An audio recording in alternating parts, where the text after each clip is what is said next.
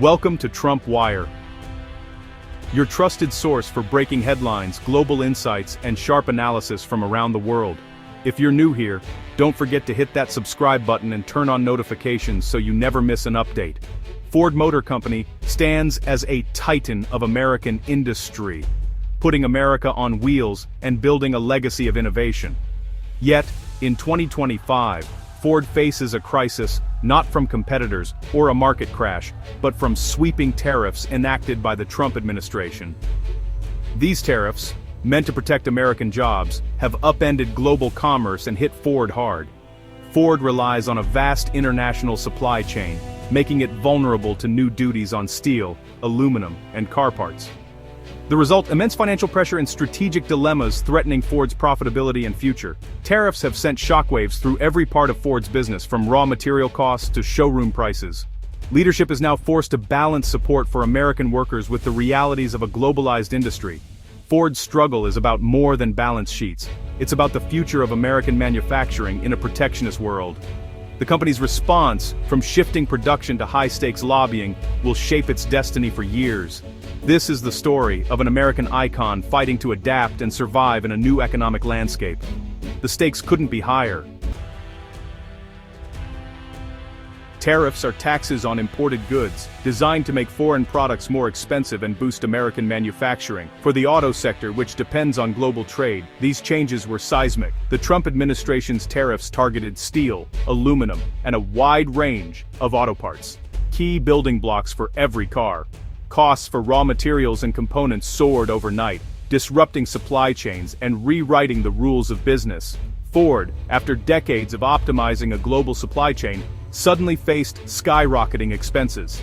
A part affordable yesterday became costly today, not due to demand, but government policy. Automakers scrambled to assess their new financial exposure, with each company affected differently. While the policy aimed to boost domestic production, it created major headwinds for the industry's largest employers. Success now meant not just building the best car, but building it profitably under a new, costly set of rules. The economic battlefield had shifted from market competition to policy navigation.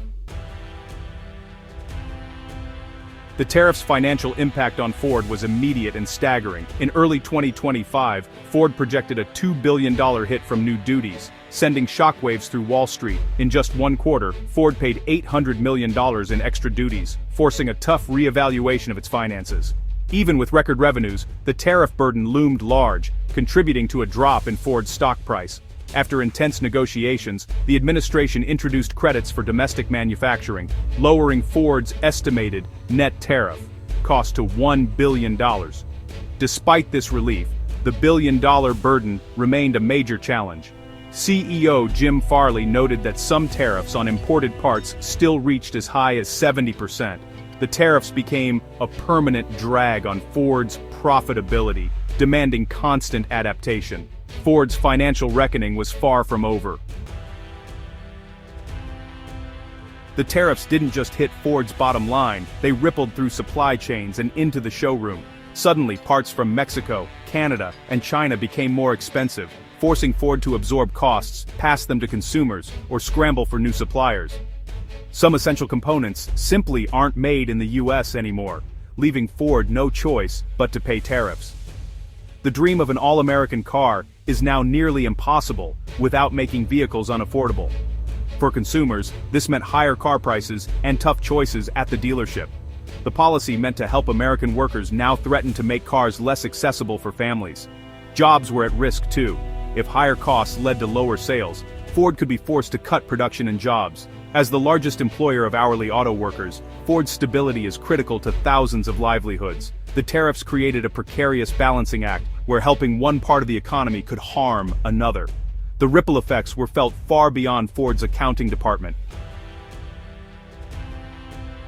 Facing unprecedented challenges, CEO Jim Farley became both corporate leader and political negotiator. He engaged in high-stakes talks with the White House, arguing that blanket tariffs were hurting vital American manufacturers like Ford. Farley's public statements walked a fine line, supporting American industry while highlighting the harm of tariffs. He explained that a fully American-made car isn't feasible in today's global economy. The turning point came after policy adjustments provided credits for U.S. assembly.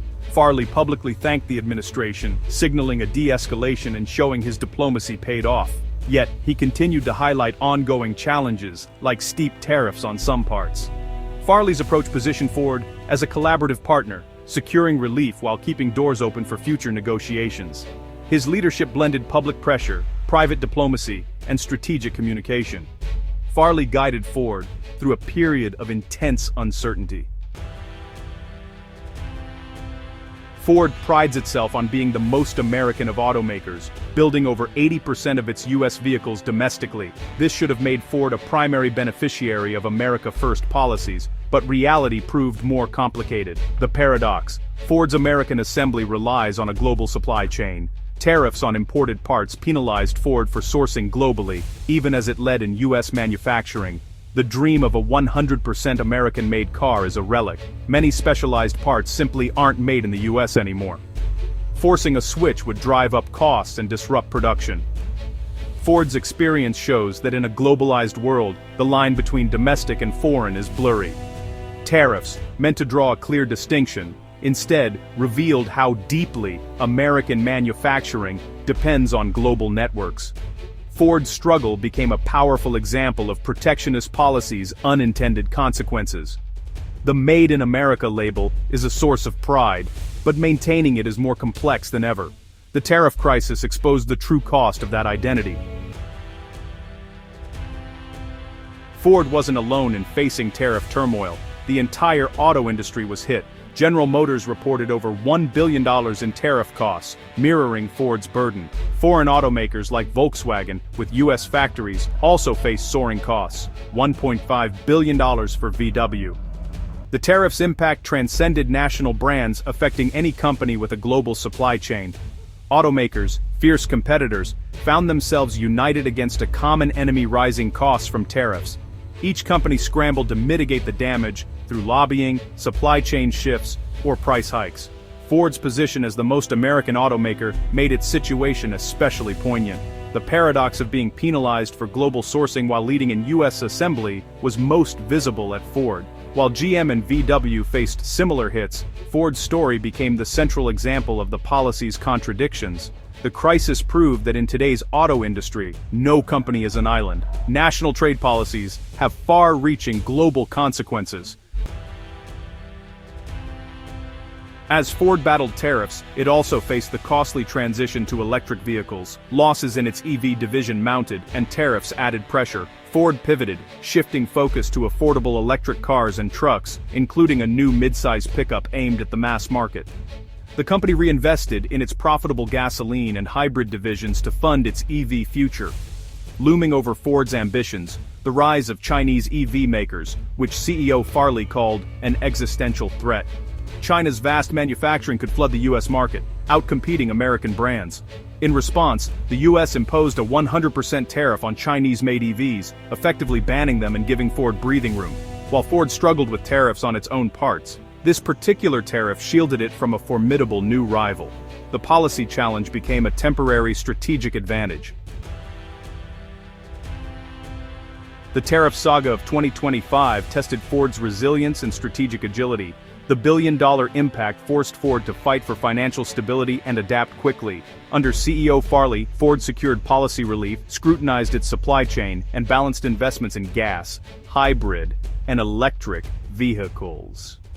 The threat from Chinese EV makers is real, and the protective tariff may not last. Ford must use this window to develop affordable, competitive EVs. Its struggle is a story about the future of American manufacturing in a globalized, protectionist world. Ford is forging ahead, balancing its American identity with global realities, and racing to invent its future. The road ahead is uncertain, but Ford's grit and ingenuity remain its greatest assets.